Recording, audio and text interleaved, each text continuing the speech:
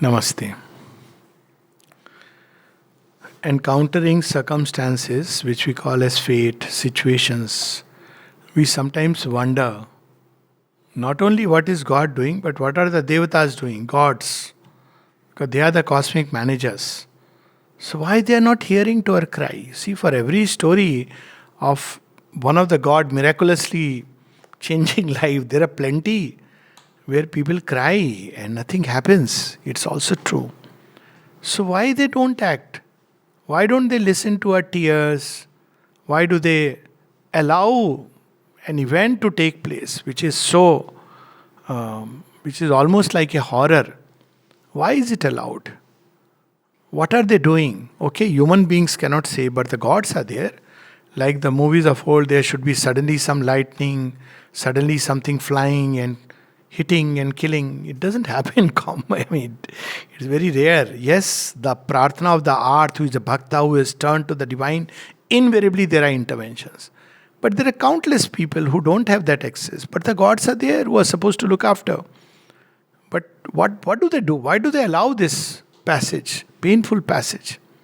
So I'm not speaking here of those who are open to the divine and his aid. That is always there. That comes later in Savitri. But right now, what is the way that the gods act? So we have very interesting passage. It starts from page 53, and I'll read just a few lines from here and there and goes on to page 57, 58. Sri Aurobindo describes the action of these gods.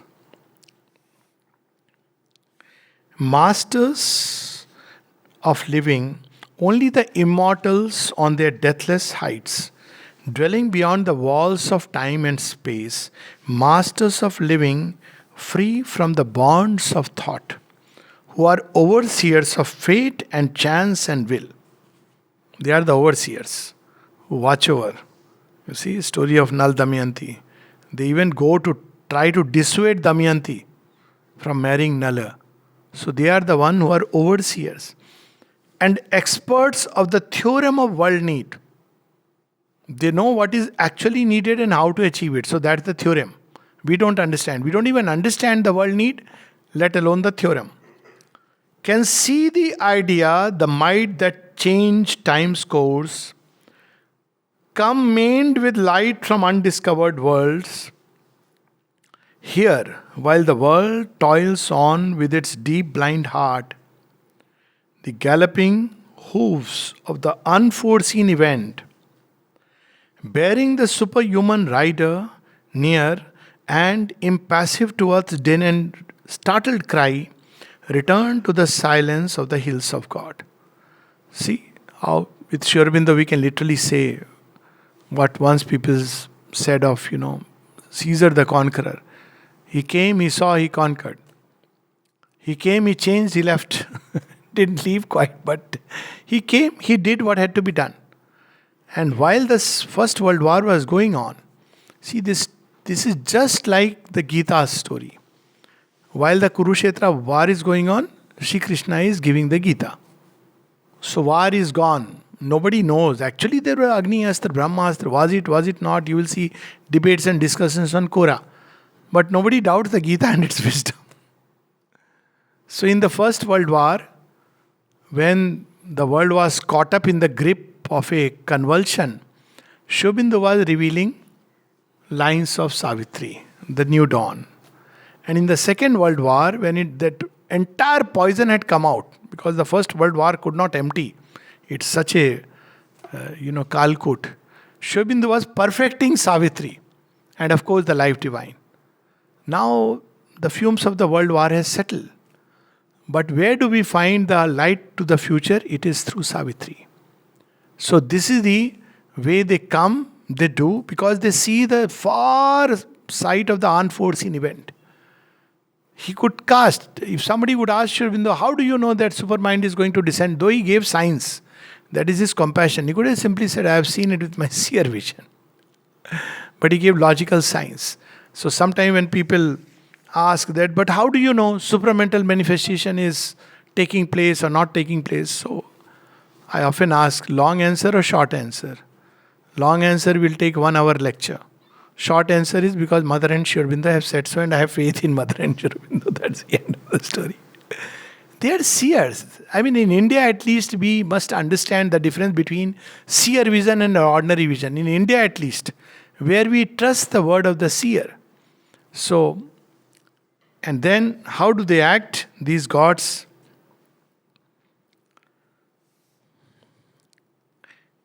implacable in their timeless purity.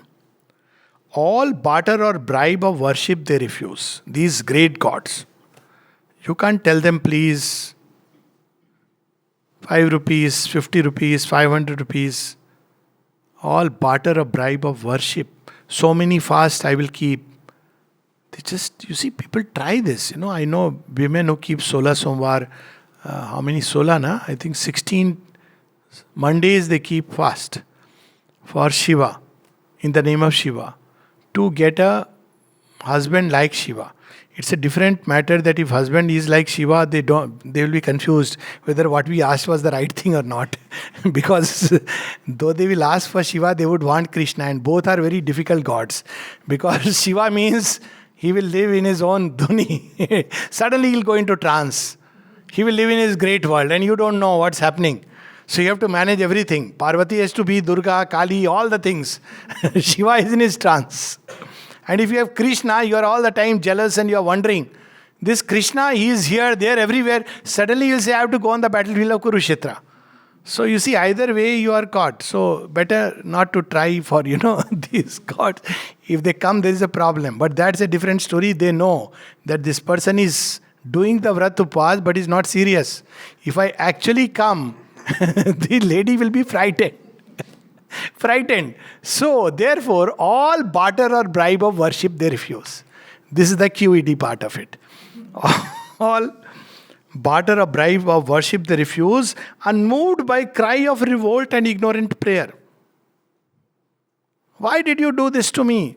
I did all these faithfully. Absolutely no answer. They reckon not our virtue and our sin. See, I have been a very honest taxpayer. Why did you take away that little money I had? So Sri Aurobindo answers this in Problem of Rebirth. He says the real reward for a man who is honest is to confirm his moral strength. It is not that he will get money. Often people say that I have been a very honest man, but I didn't make money. Nobody has said that if you are honest, you will make money. I mean, as simple as that. But if you are honest, you will grow in something else. You will make another kind of wealth. And that wealth will help us to grow it towards spiritual heights. You will get much more. And besides, he says, if you are being honest to make money, then what kind of a honesty is this? So that's the other part Sri Aurobindo reveals. So they don't reckon our virtue and our sin. They bend not to the voices that implore. They hold no traffic with error and its reign. They are guardians of the silence of the truth. They are keepers of the immutable decree. They will act according to the higher will. You see, when Veerbhadra goes, read that story, it sounds, Veerbhadra, please, thoda sa to be little merciful. Mercilessly, he just finishes this entire assembly of Daksh, including Daksh himself. And nobody can counter him. Even the gods can't stop him. Only one who can really give a stand is Narayana, because he has chosen. He knows that this is the wrong thing that Prajapati has done. But he says, because you have invoked me, you have done a foolish thing, I will fight on your behalf. But he knows that this is a foregone conclusion. And he is not bothered. This is what is happening all through. Why? Because an entire old creation has to be destroyed. How else would a new creation emerge? Now, Veerbhadra doesn't know all that. He is sent by his master. That's all he knows. And that he must do, and that he must fulfill. So he is doing that. Impervious to desire and doom and hope, their station of inviolable might moveless upholds the world's enormous task. Its ignorance is by their knowledge lit. Its yearning lasts by their indifference. Because they are indifferent to human virtue and vice and good and bad, and therefore there is in the heart a seeking for knowledge. Why? So it lasts by their indifference. See, it's so strange. If God always confirmed whatever we desired, or the gods rather, then life would be very easy. But they know that through this indifference, the seeking will grow in the heart of man. As the high draws the low ever to climb, as the breaths draw the small to adventure vast, their aloofness drives man to surpass himself. Our passion heaves to wed the eternal's calm. Our dwarfs search mind to meet the omniscient's light. Our helpless hearts to enshrine the omnipotent's force. Because we encountered these challenges. Nothing worked. All our conceptions crashed. So, what should happen logically? We should say, I want to know what is really the source, the wisdom that is working in this creation. That should be the right course. But instead, we take the course of revolt, which is what the Asura does. But instead of revolting against the law, we should try to find the law. This should be the right recourse. Like sage Mandavya. He is punished apparently unjustly. And the king realizes his mistake. So he tells sage Mandavya, I am very sorry. The police people didn't know you are the sage. They thought you are a thief. And he fell at his feet. And Mandavya says, why are you falling at my feet? I am the one who has punished you. He said, get aside. You're nobody. You think too much about yourself. But I was the one order. He says, oh, you are just a cheap little instrument. So where are you going? I am going to the God of death. Why? I want to ask him why this result or this experience was given to me. You are nobody. You are just an instrument and people who caught me. Now, this is, he raises himself to the level of the gods and goes there and asks them. See, this is the difference. The Asura revolts against the divine law. The gods try to understand the divine law. Pandavas not for one moment revolted. You are our friend. People say you are God. Why you have done this to us? Draupadi never revolted. She kept on invoking him, and therefore Krishna is by their side. We must understand. But the Asura revolts against the law. So this is where I was about to say, and Asura revolts against the law, and therefore he gives rise to this ism. But I am withholding myself, where all people are equal because they are biologically equal. All wealth must be distributed equally without, takasir bhaja, takasir khaja. Have you heard that story? Takasir sona, takasir bhaja. There is a land where everything is sold for 1 kg. Gold as well as sabji. So a guru is traveling, and the moment he comes to me, he tells his child, run away from here. Don't go, look in this side. No, this is the ideal world. It is paradise. The new world of which you were speaking. What do you mean? Are you see, gold is available for the same price as vegetable. He says, run away. The king and the people are fools. They don't know the difference. No, but Gita, it is written, no, samalost kanchana. That's not the sense in which it is written. The truth of essence is true, that all is divine. The truth of manifestation is nature has created these variations, and there is a meaning behind it. So the disciples say, I think, sir, you are now old. We will live here. And then they face a whole turbulence till they finally are up before the gallows. And then the guru comes to rescue them. That is a very funny, nice story. But anyways, these gods don't act according to our idea. Acquiescing in the wisdom that made hell. They know it. That sometimes one has to go through the purifying doors, fires of suffering. They know it. Acquiescing in the wisdom that made hell. And the harsh utility of death and tears. They know that he's crying, but they don't rush to give the chocolate. They wait till this yearning changes into something much deeper and greater. So there was this man who was told that if you practice this mantra, because he was a poor man, so he was told that if you practice this mantra, Lakshmi ji prasanna ho jayengi. Lakshmi ji will be pleased and you will get money. So he said, okay. So he started praying. Time passed by and he said, no Lakshmi ji. So people said, do a little more. Like this, 10 years rolled by. Suddenly Goddess Lakshmi comes and says, yes, my child. What do you want? Mother, I want nothing. I just want I have seen you, what more can I want ever? Your smile is enough. No, you remember what you were wanting? I don't remember what I was wanting. You were keen for money? Oh, mother, I have forgotten all that. Now you have come. So you see the delay. If she would have come early, given wealth, but she has some other plan for him. And therefore, she takes us from the outer to the inner wealth. There is also a story written by someone very interesting that in a prison a man lives for many years.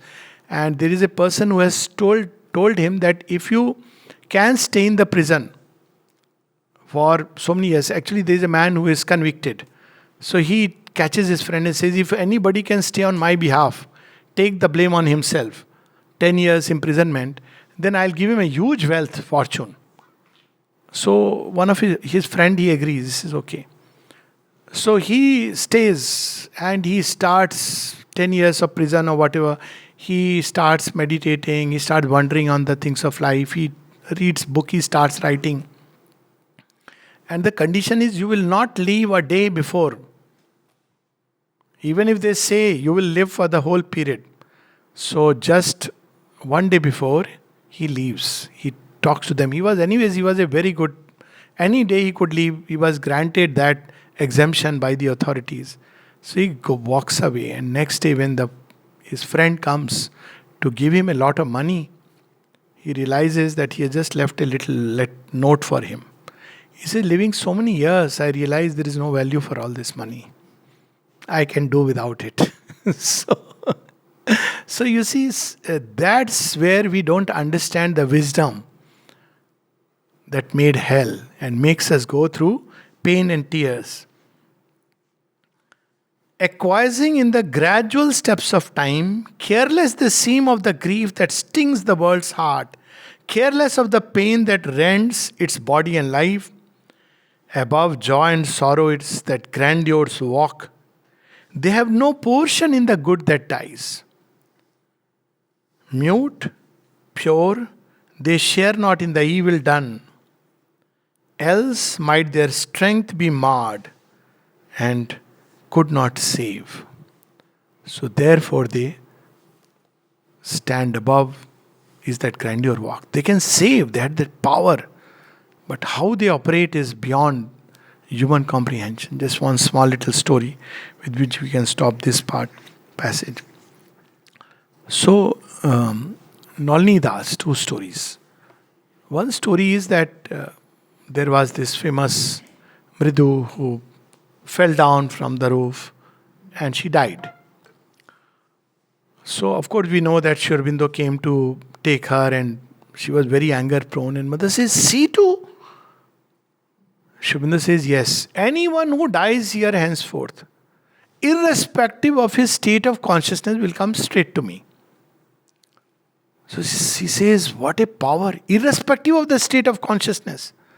So anyways, people were discussing in Nalini Das' room as to what might have happened, all kinds of ifs and buts. And Nalini Das is very nicely sitting in his own room, in his own world. Suddenly they asked him, Nalini Das, what would have happened? He said, no, she came to me and she told me. He could narrate the whole incidents.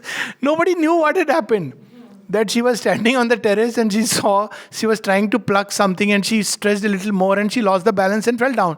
She says she actually described that as she was coming, she suddenly felt ground is so close to me. Nalini Das knew the entire thing. And he was sitting quietly, as if unconcerned.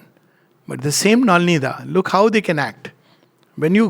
This state of initial practice of indifference, from all this commotion and emotion and all the drama of the world, empowers you to what extent? So the same Nalnida, there are a number of stories, but one of them, whereas a man was going through a lot of emotional crisis, pain, all this, 2 months, all the web of emotions, and then he goes to Nalnida, and finally somebody told him, "You go and talk to him." So he went to Nalnida. What is it? I have a lot of going through a lot of. Okay, write and bring it tomorrow. That's very brief. He was very laconic in his talks. Even when people are around, he would not. He was reticent that way. So he wrote 35 pages of long letter, all the emotional pouring. Next day he comes. Nalini again, what happened? So, no, he told me to write. Oh, okay. He takes the letter and keeps it. He says, go. So again he's wondering that what is it? I mean, at least he could have given blessing packet something. He says, by the time I crossed his threshold of his room, it was all taken away from me. I didn't even realize what had happened to me. It was the entire formation. He saw it and removed it. As simple as that. It was a prison in which he was caught and just removed it. He said, go. And the man is still alive. He was saying, I was wondering, he has just taken he thought, prepared, he will read, he will ask me questions. Acha, how this happened? Acha, what happened? Nothing. He took the letter, kept it, go. If you look at it outwardly, what will one understand? What is that action? And he is still a god. Varuna, it seems, incarnated in him. The god of vastness. Imagine what grandeur Mother and Sri Aurobindo sitting and just looking at this entire creation. Intervening where there is a need to intervene. And refraining where there is a need to refrain. So that is the beauty of these gods. They know both pravriti and nivriti. We don't know nivriti. That is our big problem. That's why Shri Krishna teaches first nivriti, then pravriti. It's very interesting. He teaches us to, from Sharobha, where we are completely caught in the play, Rajo Tamasic play, he says Akshar Brahma Paramam. Withdraw into the impersonal.